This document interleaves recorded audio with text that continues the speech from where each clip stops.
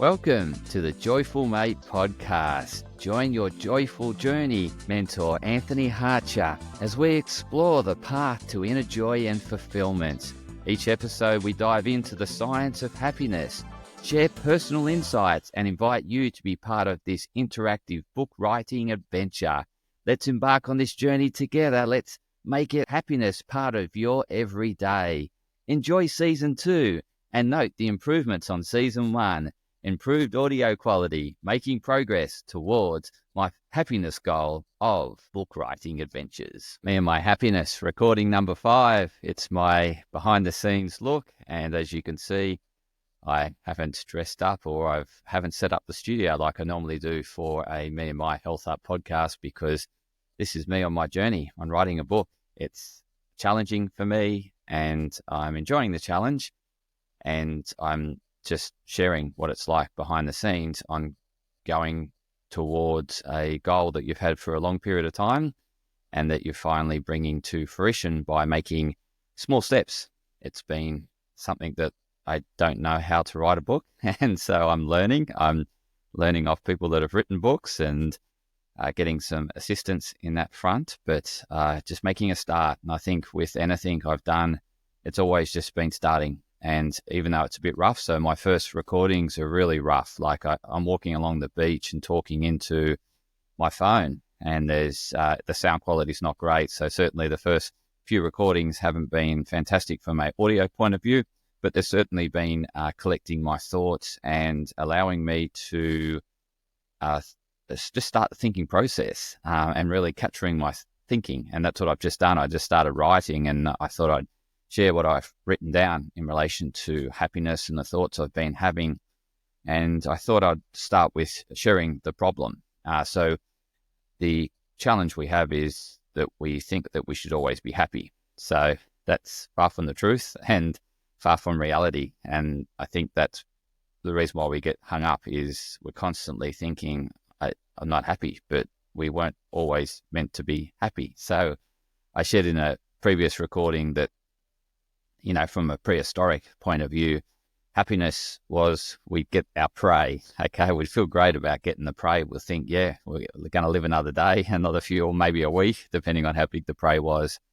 And so that was a great sense of accomplishment and achievement and success. And along coming with it is that feeling that, you're surviving. And in those periods, they would have encountered predators. And in some instances, they would have escaped the predator, and that would have been a great sense of relief and appreciating being alive. And with that, that would have been a flood of positive neurotransmitters, if you call them positive neurotransmitters, such as serotonin and dopamine. And so they would have felt great after escaping the predator, or some people would refer to it as relief. So that was like the prehistoric, and then with that survival linked, that survival mentality based on, whether it's happiness or it's just feeling fulfilled that you're surviving, they would have encountered that regularly because that was their goal every day, was to get food and avoid the predator and to stay alive. And so they would have encountered those successes or milestones more frequently. Whereas in today's society, we have, I guess, social media constantly showing us highlight reels of people's successes and milestones. And we see them as looking extremely happy and fulfilled. And then we're comparing them to us. And most likely in that moment of comparison, you aren't celebrating your success, or sometimes you might be, and so therefore it's probably neutralized. But most often when you're going through the highlight reels is that you're seeing everyone else's success and milestones and thinking, they're looking very fulfilled and very happy. However, I'm in my gap period before your next success or milestone. And so we're constantly comparing the success of others to where we're at, and most likely you're in that gap between achieving another success or another milestone. So that gets back to the previous recording, is that happiness is a momentarily thing, and it comes every so often. But what makes it so good, and again, the buzz or the sense of happiness is proportional to that period of gap and how much work was put in. So if you've got a large gap between the last success or the last milestone and you're putting a lot of work on, when you achieve the next accomplishment, milestone, or success, then there's a greater buzz. And that buzz, again, can be associated with happiness. And there's a flood, a huge amount of dopamine and serotonin and oxytocin, and these neurotransmitters are going berserk. And the high can last quite a long period of time, depending on the mountain you've climbed. But however, the come down is huge because you're coming down from Mount Everest in terms of accomplishments. And then it's hard to get back to the everyday and to get back to that work. Whereas I guess if you're having smaller milestones, smaller successes, and I think this is one of my points, is to recognize those smaller milestones and smaller successes so that you maintain this more sustainable feeling. And you could call that happiness. And I've mentioned that in a previous recording, is happiness is totally individual. So what I get happy about is different to what you get happy about, because it relates to what we value, what's important to us. And our milestones and successes are based on what's important to us. And that's different for everyone. So what makes us happy is going to be different. What makes us feel fulfilled is going to be different between one another. So I think that's another thing that we also get caught up in, is that we get caught up in seeing other people so happy doing what they're doing and think, if I do that, I will feel that way. But it's far from the truth, because if it's not something you value, then you might actually achieve it and then get a sense of unfulfillment and don't feel as happy and don't feel as satisfied, because it's not something that's really important to you. So it's really important that you're setting out on your happiness journey and setting milestones and success points based on what's most important to you. And it's a personal journey. And what I think is really important, and I mentioned this on a previous recording, is that we recognize the progress that we're making daily, the incremental progress, because that gets a sense of we're heading in the right direction. I'm heading towards the summit, but I feel really satisfied with what I've accomplished today. And it's that gratitude and giving thanks and recognizing those that are contributing to your growth along the way that makes the whole journeys totally fulfilling. And it probably reduces that feeling, that void, that there's a huge void. I've got to accomplish this particular thing before I feel satisfied. Again, that can increase hunger and increase the desire to get to the summit. However, it can be so enduring and so difficult that you might give up on the way without recognizing the small milestones, the small wins on the way, to keep that sense of, yes, I'm moving in the right direction. I'm feeling very satisfied and fulfilled. So that's where I think people get really stuck, is that they've either set the wrong milestone or goal to say, when I get it, that is where I'm going to feel really happy. And they get there and it's someone else's, and it's thinking, well, it's not the same because they're not you. So I think it's really important that you set your milestones and success accomplishments, tie it to what you value most.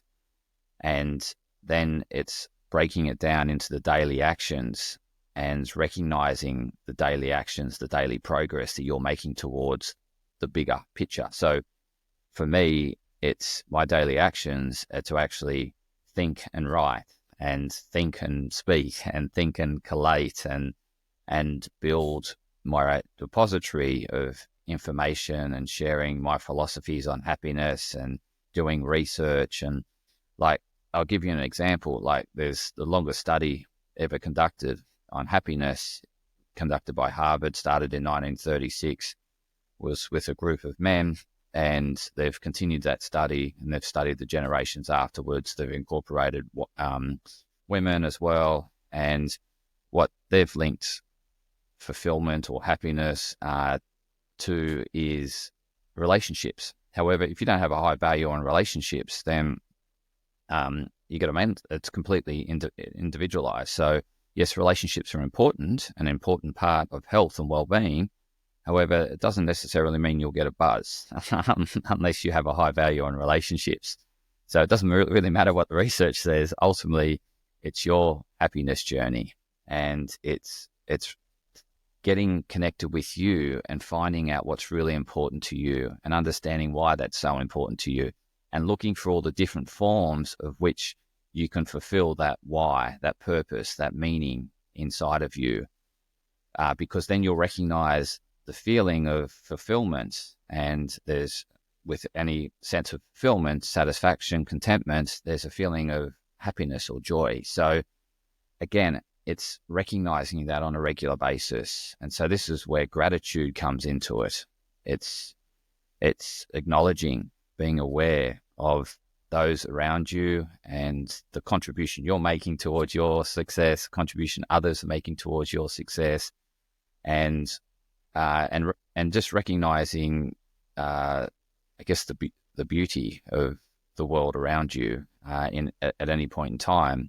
And I think when we're more aware, more conscious, and less future orientated. So we can be very future orientated, just focusing on the summit. That's the summit, the summit, the summit. But then we miss everything around us and everything that's contributing to us getting to the summit. So I think that's a really important point in terms of maintaining sustainable, reducing the gaps between those momentarily periods of happiness or feeling buzzy or euphoric, is that you recognize and stay conscious to what's around you, and how I guess there's this sort of collective that's working with you, and acknowledging that collective and acknowledging the incremental gains, because that's a very sustainable approach. And that way you're enjoying the journey as well as, obviously, once you hit the summit. It's like, for example, this book is,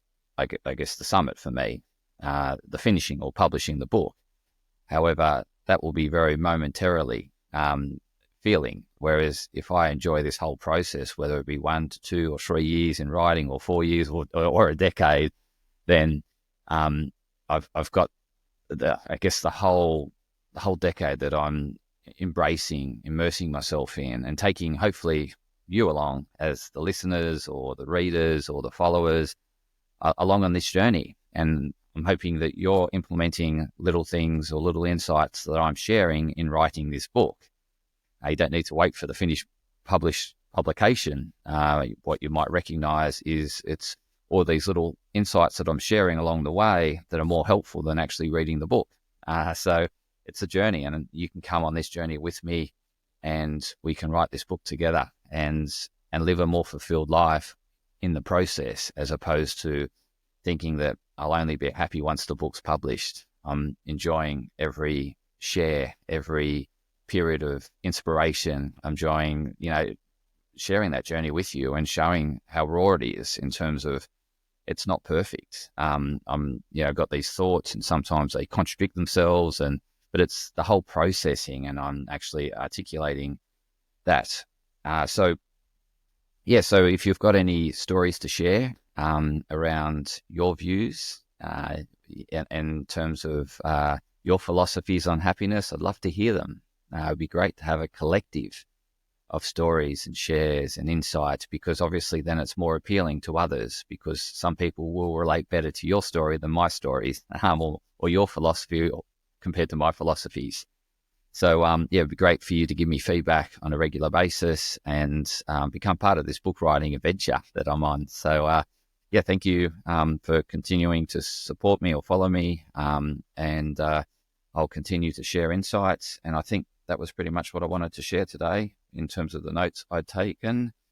But in summary, it's really important that you're pursuing summits, accomplishments, milestones that are based on what's most important to you and not copying others. And then also realizing when others are sharing their highlight reels, there's a whole lot behind that, behind the scenes. There's a whole lot of work that's gone into that. And it's that gap and the greater the gap, the more amount of work, the greater the feeling at the end, right? But what I'm saying is that you can narrow that gap by having more awareness of the progress you're making, the incremental gains you're making, and the support, acknowledging the support around you in moving towards that ultimate goal. And just being conscious and more in the now as opposed to future orientated and thinking that I'll only be happy once I achieve that milestone, thinking that I can be fulfilled all the way along this journey.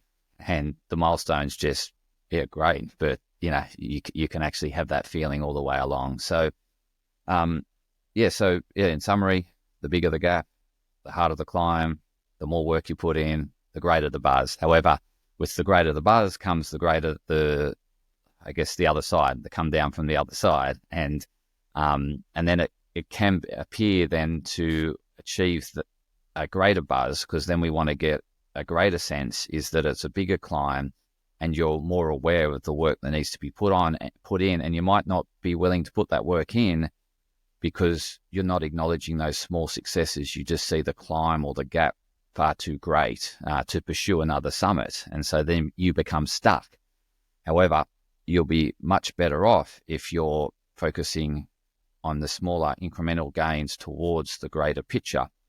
And then you can have, this feeling of fulfillment, satisfaction, contentment, happiness, joy all along the way, as opposed to just waiting at the end, because the end may never come, or the end form may change and morph and be different. And so it's just allowing more the flow of life and enjoying every day, as opposed to waiting for that big day or waiting for that big milestone, because that gap can be just extraordinary, and that can become too daunting, too difficult, too challenging, and you can give up. So I'd much rather you be more consciously aware of those incremental progresses you're making and the contribution of others are making, and that you feel the momentum, the build together, and you go on the journey together. So that's what I wanted to share in terms of today's little segment. I'll continue to write down thoughts and share them, and hopefully be able to collect these thoughts and write something more coherent. But I'm just sharing the process behind the scenes, because ultimately I want you to start on big goals and then enjoy the journey towards it. So this is hopefully providing some motivation, some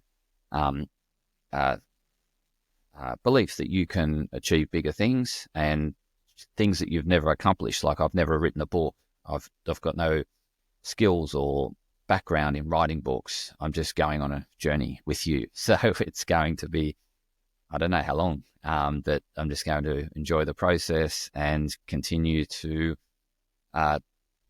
focus on the process, which is to think right, critique, collate, simplify. So it's just going to be this constant process. So I hope you enjoyed this. Please give me feedback, and I'm glad that this is going to be sounding a whole lot better for those that are listening. So until next time, I think, recording 6 is next. Continue to go on your journey. Think about your milestones, your accomplishments, and how you can recognize the smaller incremental progress, the process, and recognize that progress on a daily basis.